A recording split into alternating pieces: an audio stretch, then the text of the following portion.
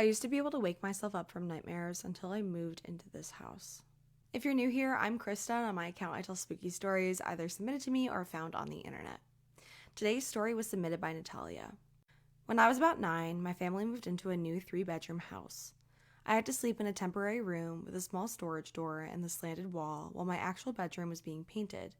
I was terrified of that little door and spent my nights staring at it until I eventually ran to my parents' room for comfort. Normally, I was a lucid dreamer and could easily force myself to wake up during nightmares.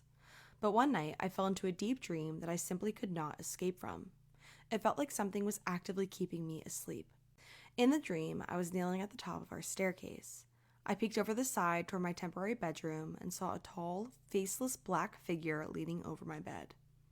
I tried to run but hesitated and peeked over the stairs again. The figure was suddenly much closer to me. I tried to run down the steps, but I was moving in slow motion and my legs felt like jello. I had to army crawl down the stairs while the figure chased me from behind. Once I hit the bottom step, my normal speed returned. I looked into the framed entryway of the living room, and the dark figure was already standing there, waiting for me. I ran through the dining room and the kitchen to the back room, where I found my parents. I quickly told them something was chasing me, and they helped me search the house, but we found nothing. Right after that, I finally woke up. I immediately ran to my parents' room in real life because I was too terrified to sleep in my room. I ended up having that exact same nightmare about 5 times a year for the 6 years we lived there. The entire house always felt cold and uneasy, and my parents and sisters felt it too. We eventually moved to a new house, and the heavy feeling completely disappeared. I haven't had that dream since we moved, and I feel like I could finally relax in my own home.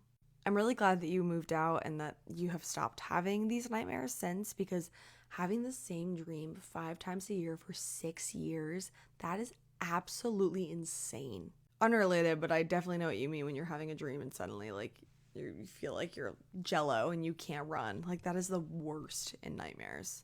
Thank you so much, Natalia, for submitting this story. If you guys have any stories you'd like me to read, please email them to me and I will get to them if I can. And I will see you in the next one.